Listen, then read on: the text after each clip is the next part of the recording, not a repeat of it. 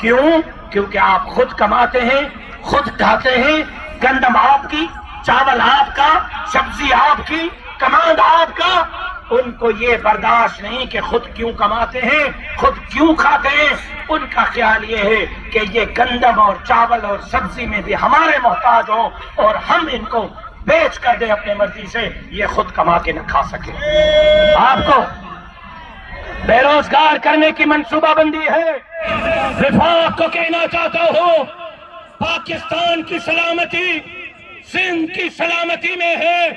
سندھ کے عوام کو باغی مت بناؤ۔ یہ وہ ہے جنہوں نے سب سے پہلے پاکستان کی قرارداد کو منظور کیا تھا۔ یہ وہ ہے جو آج بھی پاکستان زندہ باد کے نعرے لگاتے ہیں، لیکن تمہارے غلط فیصلے اگر سمجھتے ہو کہ ان پر مسلط کرے وہ کرو گے تو وہ زمانہ چلا گیا۔ یہ دریا کے لیے، دھرتی کے لیے، اپنے حقوق کے لیے بیدار ہو چکے ہیں۔ سدھر جاؤ، سدھر جاؤ، سدھر جاؤ، منصوبہ واپس لو۔ اگر نہیں تو اگلا ہمارا اعلان سندھ پنجاب بارڈر کو بند کرنے کا ہوگا۔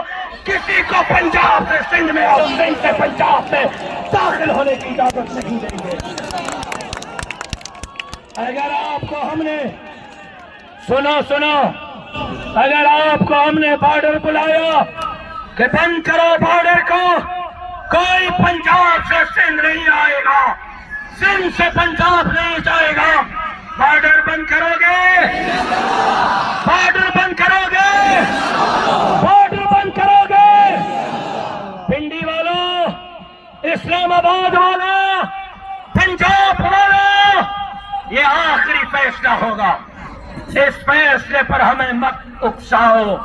آج عوام کے اس مطالبے کو تسلیم کر لو اور فوری طور پر دریائے سندھ پر کینالوں کے فیصلے کو واپس لو۔ ٹھیک ہے مطالبہ؟ اور اس کے ساتھ ساتھ